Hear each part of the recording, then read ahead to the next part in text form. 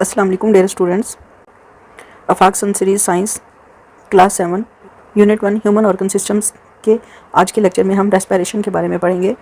Respiration क्या है? जानवर जो खुराक ग्लूकोज की सूरत में अपने जिस्म के अंदर लेकर जा रहे हैं उसका टूटकर तवानाई में तब्दील होना रेस्पिरेशन कहलाता है। रेस्पिरेशन दो तरह की होती है, एरोबिक रेस्पिरेशन और एनएरोबिक रेस्पिरेशन। अगर रेस्पिरेशन का अमल यानी खुराक के ग्लूकोज के टूटने का अमल ऑक्सीजन की मौजूदगी में हो रहा है तो ये एरोबिक रेस्पिरेशन है। अगर खुराक के इस मालिक्यूल यानी ग्लूकोज के टूटने का अमल ऑक्सीजन की गैर मौजूदगी में हो रहा है तो ये एनएरोबिक रेस्पिरेशन है। It is a biochemical process in which a food molecule glucose is broken down in the presence of oxygen and energy is released from it।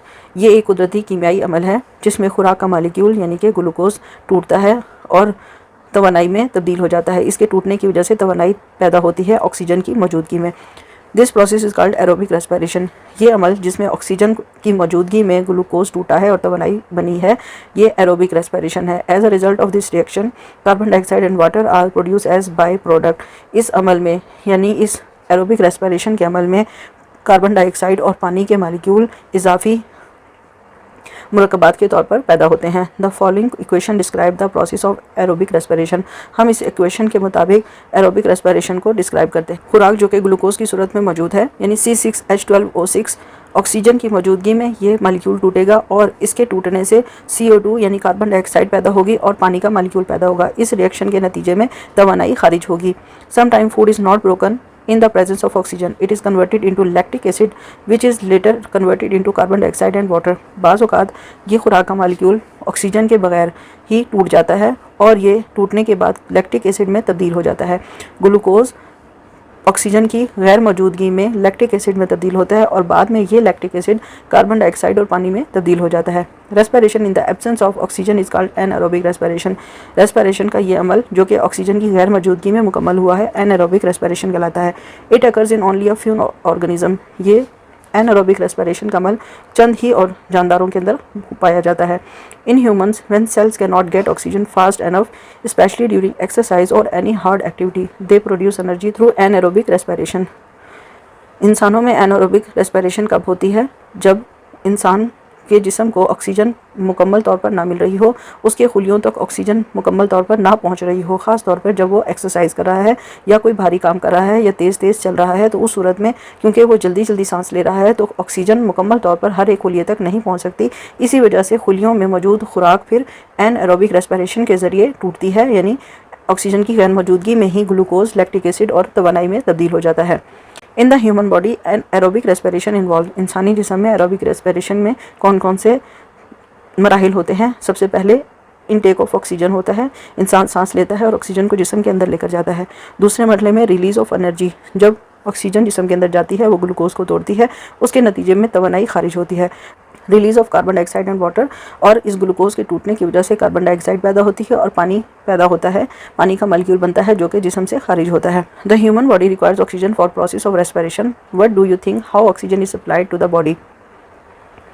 इंसान के जिस्म को ऑक्सीजन की ज़रूरत होती है अपने रेस्पिरेशन के अमल को मुकम्मल करने के लिए। आप क्या समझते हैं कि ये इंसान के जिस्म में ऑक्सीजन कहाँ से आती है? It is supplied continuously through the process of breathing.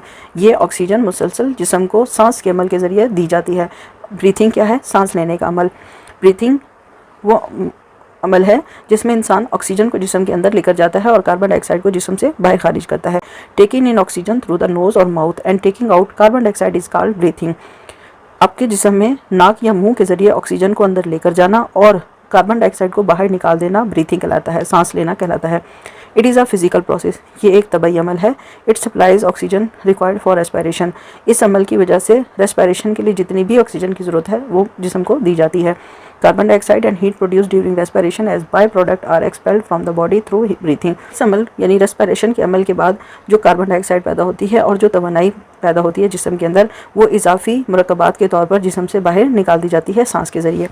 Breathing is different from burning. Breathing या सांस लेना जलने के अमल से बिल्कुल मुख्तलिफ है। जलने का अमल क्या है? जलने का अमल burning is a process in which substance combined with oxygen and energy is release from it. जलने का अमल ये है कि किसी भी चीज़ के साथ ऑक्सीजन तामुल करती है, कीमियाई अमल होता है और उसके नतीजे में तवानाई रिलीज़ होती है। लेकिन सांस लेने के अमल में सिर्फ ऑक्सीजन जिस्म के अंदर आती है और कार्बन डाइऑक्साइड जिस्म से बाहर जाती है। Natural gas, petrol, coal etcetera can not burn themselves if oxygen is absent। प्रति गैस, पेट्रोल, कोयला वगैरह उस वक्त तक नहीं जलते जब तक कि उनको ऑक्सीजन की सप्लाई ना दी जाए। जब तक उन्हें ऑक्सीजन नहीं मिलेगी वो नहीं जलेंगे। In the presence of oxygen the fuel combines with oxygen to release energy. Oxygen की मौजूदगी में जितना भी ईंधन है वो ऑक्सीजन के साथ तामुल करते हैं और उसके नतीजे में तवानाई खारिज होती है। The burning process also occurs in human body. इंसानों के जिस्म के अंदर भी यही जलने का अमल ही मुकम्मल हो रहा है, यानी ऑक्सीजन की मौजूदगी में ही ग्लूकोज के मॉलिक्यूल टूटते हैं और उसके नतीजे में तवानाई खारिज होती है। In humans food combined with oxygen and energy is release from it in the form of heat.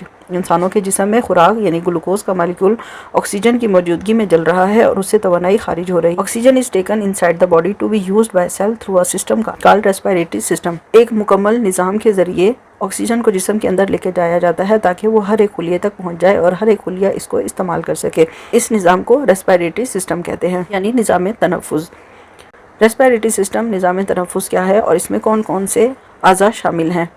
Human respiratory system consist of nose, pharynx, larynx, wind pipe and lungs. इंसान का निज़ाम तनफ़ुस नाक, सांस की नाली और फेफड़ों पर मुश्तमिल है। Let's study how oxygen is taken to the body cell and how carbon dioxide is remove from it. आए तफसील से पढ़ते हैं कि किस तरह ऑक्सीजन जिस्म के अंदर दाखिल होती है और किस तरह कार्बन डाइऑक्साइड को जिस्म से बाहर निकाला जाता है। जब हम नाक या मुंह के ज़रिए सांस लेते हैं तो हवा हमारे मुंह या नाक से होती हुई इस फेरिंग्स तक आती है। ये हिस्सा हम डाइजेस्टिव सिस्टम में बहुत डिटेल में पढ़ चुके हैं। यही वो नज़ल कैविटी है, यही माउथ कैविटी है। यहाँ पर दोनों चीज़ें मिली हुई हैं। यहाँ तक जब सांस हम खुराक खाते हैं तो सांस का निज़ाम यहाँ से बंद हो जाता है। जब हम सांस ले रहे हैं तो मुंह का निज़ाम यहाँ पर बंद हो जाएगा। आमतौर पर जब हम सांस लेते हैं हवा दाखिल होती है तो वो नाली या खुराक की नाली हमारी बंद होती है, लेकिन जब हम खुराक खाते हैं तो ज़बान रोल होकर इस सांस की नाली के हिस्से को या सांस के इस रास्ते को बंद कर देती है। नीचे फेरिंग्स एक सीधी नाली है। इस सांस की नाली का वो हिस्सा जो नोज़ल कैविटी के साथ अटैच है फेरिंग्स कहलाएगा।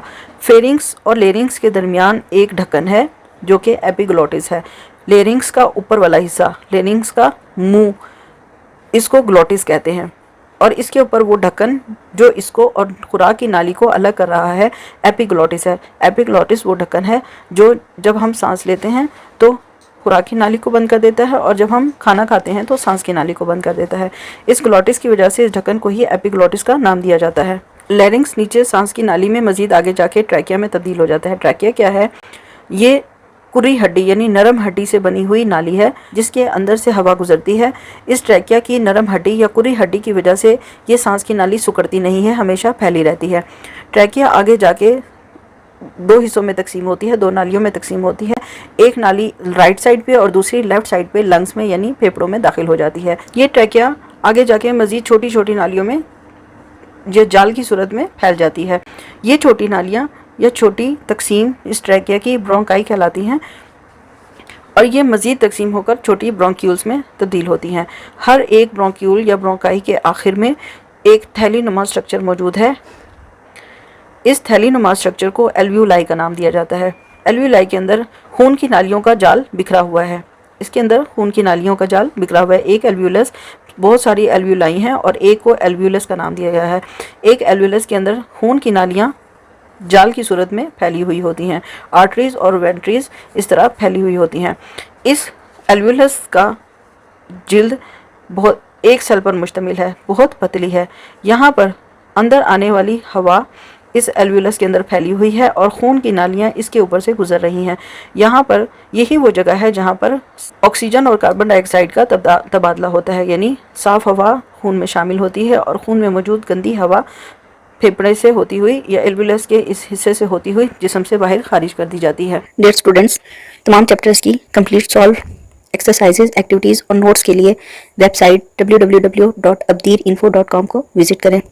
अगर आप किसी भी क्लास के साइंस या बायोलॉजी के लेक्चर्स हासिल करना चाहते हैं तो अपनी डिमांड लिखकर कमेंट बॉक्स में मैसेज करें।